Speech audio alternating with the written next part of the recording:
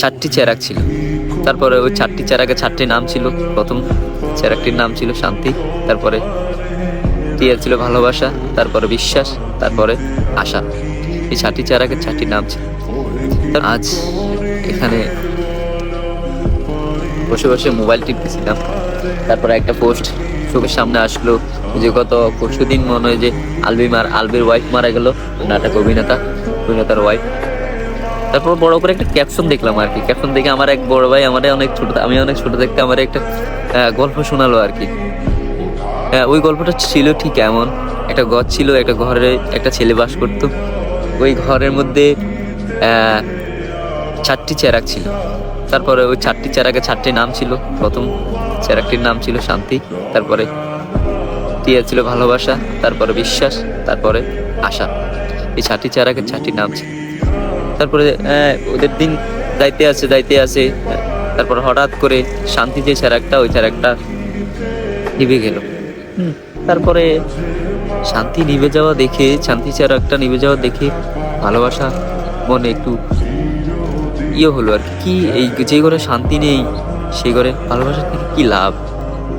তারপরে সুন্দর ওই ভালোবাসা ভেবে চিনতে বললো, আমি আর এই ঘরে থাকবো না, আমিও নিভে যাই।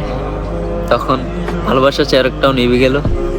তারপরে তৃতীয়তে যে চেরাকটা ছিল, ওই চেরাকটা ছিল বিশ্বাস, বিশ্বাস। তখন বিশ্বাস ভাবতে লাগলো, কি হলো, কি ব্যাপার? প্রথমে শান্তি চলে গেল, তারপরে ওই ঘর থেকে ভালোবাসা যে চেরাকটা ছিল, ওই চেরাকটাও চলে গেল।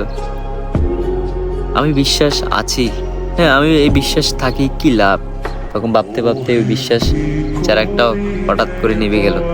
তখন একটি চেরাক ছিল, ওই চেরাকটার নাম হলো আশা।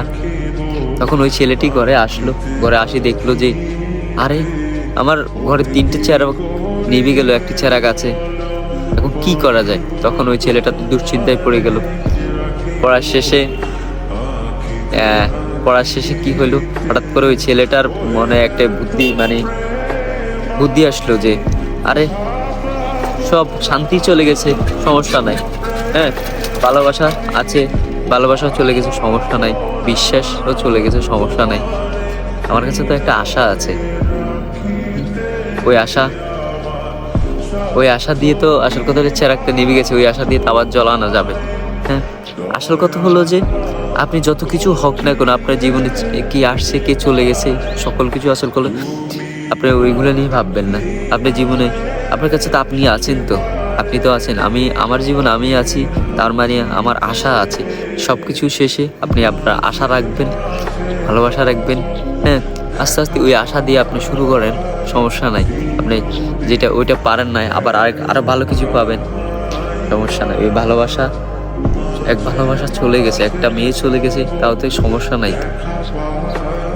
আশা তো আছে, আপনি তো আছেন, আপনি মানে আশা আছেন। আশা দিয়ে আপনি কি সকল ওই চেরাকগুলো আবার পুনরায় জ্বালাবেন?